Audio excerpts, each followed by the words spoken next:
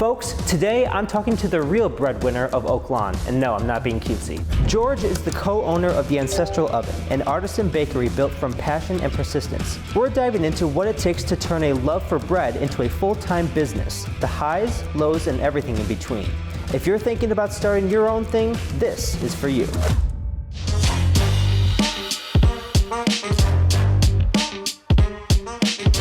Folks, welcome back to another episode of The Locals. My name is Ryan Glatzhofer, and I'm spotlighting courageous entrepreneurs. Please join me in welcoming George from the Ancestral Oven in Oak Lawn. George, nice to meet you. Nice to meet you. Let's start from the beginning. What inspired you to start the Ancestral Oven? The Ancestral Oven started really as a passion project. It was a way for me to create something for my kids, a legacy that I could leave behind for them. Where did that eagerness for a legacy come from? You know, my parents, they worked very hard. They didn't leave us with much aside from a really good work ethic. My family is my biggest purpose, my biggest driver. I built this for my children. I want them to be able to take over if they want. When I first was decorating cakes, I named that part of the company Quinn Cakes after my daughter. And then when I did the bread, I named it Kai Crumbs after my son. That's beautiful. That really is. It got to a point where I really just had the opportunity to take a chance on myself, and that's exactly what I did. So Ancestral Oven, why'd you call it that? We are producing bread the ancestral way. We don't use any leaveners or any other flavorings or anything. It's flour, salt, and water. Historically speaking, that's the way bread has always been made. Bread making, especially sourdough, takes a lot of patience and precision. Were there early moments where you were like, I don't know if this is gonna work, or you were a little bit scared to venture into this? Absolutely. When I was gifted the starter that we still use today, I was told, just try it, see what happens. My first loaves were not very pretty. It took a lot of dedication to really get the flavor and the look. What exactly were you looking for? I spent a portion of my life in California, which is that sourdough capital down in San Francisco. There was a bread company called Sacramento Sourdough Company. It was absolutely beautiful. Just the crust was really nice, that flavor, that sour flavor was great. It took me a lot of techniques, different methods, different recipes, and I finally landed on something that really worked. What was that aha moment where you're like, oh man, I finally got it? It actually happened almost by mistake. I left the leaven out a little too long, and when I baked it, I would say this is that flavor that I was chasing. And being able to consistently replicate that has been a very proud moment for us. How did you start getting the word out? We were in some farmers markets, vendors events, and that helped us catapult our organic growth. It was the light bulb moment that what I was doing was working. Outside of bread, can you walk me through what do you guys offer here? Pastries, cookies, but the cookie flavor might change. Chocolate chip?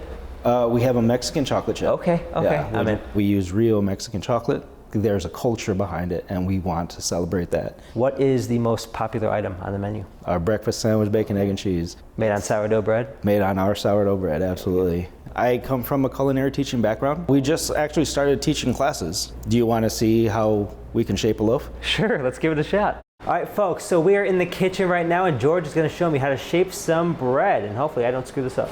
I think you'll be all right. So what we have here is our classic white, our most popular loaf. It is a sourdough. It is naturally fermented. It should smell tangy, maybe sour. So we're going to use our little tool here. I want you to kind of scrape the dough out and just kind of plop it right onto the surface here. It's so sticky. Oh, it's so sticky. There you go. All right. Grab just very lightly and start pulling it and stretching it out. And you feel that it's very light and airy. Yes. And then it's going to start like trying to come back together, and that's just the gluten. That bottom half, we're going to fold it about halfway up. And then this one, we're going to fold right over that. Fold it on top? Yep. You're going to take this tail end here, and we're going to put it about halfway, and then we're just going to roll it over. Take it halfway, and then roll it over. Yep. All right. Cool. Pinch the ends here to kind of close those little gaps. Pay attention to how my hands are moving. And notice how my pinkies aren't really leaving the surface. Rolling it and then pulling it back toward you. This motion, right? And that surface tension is something that we need in order to get a really nice oven spring. You got it. That was good. Cool. Notice how it's nice and smooth? Yes. Right? We don't want to do this so much where it starts to tear Freddy Krueger skin. It kind of looks very webby and just not together. Absolutely. And there it is, right? You want to be very gentle with it. It does have a good amount of air in there, and you want to maintain that. We're going to take this and we're just going to turn it right over. The last thing we want to do is kind of give this a little stitch. 2 pieces here, and just kind of bring that together. So what that's doing is kind of closing this little gap here, but it's also creating that surface tension along the edges there. There's really an art form to this. We're telling the fermentation process, like, okay, you need to relax a little bit. So this will go in the fridge, and then tomorrow morning, I go ahead and bake it. Very cool. Yep. Thank you so much for showing this. I appreciate absolutely. it.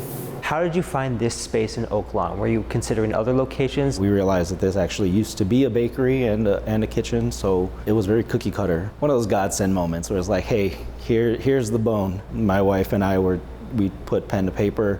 We really started figuring out the demographics. What is not in the area that we can offer? And then that's when we noticed that there isn't a sourdough bakery here on the south side. What are some personal or professional sacrifices that you've had to make? Sleep and time away from my family to build. Those first 2 years of any business, especially in the restaurant industry, if you want to survive, you have to grind it out. That's why I'm interviewing you, and I think that it's really inspiring and courageous what you're doing, because like I said, you could always work for a different bakery, but you're just like, no, I want to plant my roots, and I want to make sure that this makes an impact for myself and my family. And I applaud that. Thank you. Like, that's wonderful. People come in, they see this great layout, the space that you've created. What are some of the things that people might not know about an artisan bakery? One of the things is we start baking at 2 a.m.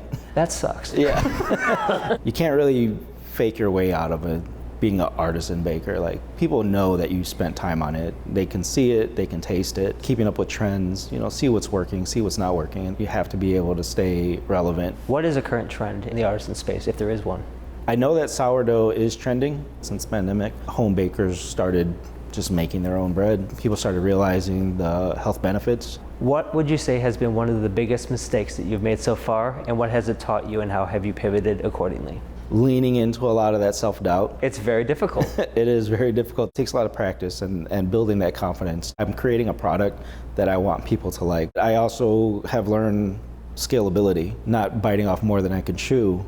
I was just kind of working slowly at a slower pace to make sure that the product is correct. Early on, I had a few investors who were ready to invest. Really? Luckily, I had kind of that foresight, like, I'm not quite there yet. COVID hit. Good timing, good decision, and also I think that they gave you more the power to make sure that everything was going to be done the proper way. Absolutely. Had I jumped into that and said, okay, let's go all in, like, we would have just closed right down. So this has been completely funded through the farmers markets. It's been self-sustaining for a couple of years now. Do you think down the road that you would like multiple locations? What do you think? I don't know that I see that, but a lot of our customers call it the hidden gem of Oak Lawn. That's something that we wear very proudly. Yeah, and there's a charm to that. Yeah. They're like, you cannot get this elsewhere. Yeah. I noticed that you have some Gigawatt Coffee on the counter here. So how did you meet the folks over at Gigawatt? And shout out to Gigawatt for doing an interview with me a couple episodes ago. So how'd you meet them? I met Jen and Eli through those vendors events, through those farmers markets. So I actually made a bread using their coffee, and I called it the coffee date. The loaf itself was very flavorful. It had a really nice coffee flavor to it. These guys have always been on our side and in our corners. What would be your advice for aspiring entrepreneurs that want to start their own business or perhaps dive into the artisan bakery business like you have? Do all the research that you possibly can. Hone your skills, hone your craft. Your product, it's an extension of yourself. Make a list, be organized, be precise, know what it is, what you're doing, and have a roadmap on how to get there. This is the holiday, 4th of July and Independence Day. What can you tell me about what this place means to you in the perspective of an entrepreneur looking for personal and financial freedom through your own business? That's a good question. Create something that is gonna offer that financial freedom. It takes a lot of sacrifice, takes a lot of time. You are working for yourself, and you have the ability to create on your own. We don't have a corporation telling us, you have to make this cookie, you have to make this bread. It allows us to be trailblazers in our own way. We can create a cookie or a pastry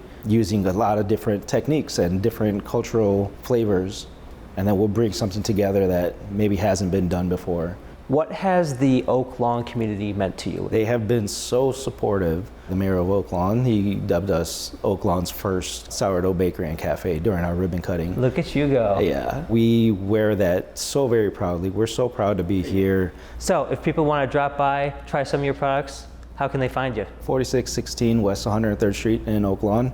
I love your story, George. Thank you so much for your time today. I really appreciate it. And I wish you nothing but success with creating a legacy that you can leave behind for your children and your family. Thank you. Thank you. I appreciate that. And folks, that does it for another episode of The Locals. Thank you very much for watching. If you want more content like this, you know what to do. Hit that subscribe button. We'll see you next time. Thank you, buddy. Thank you.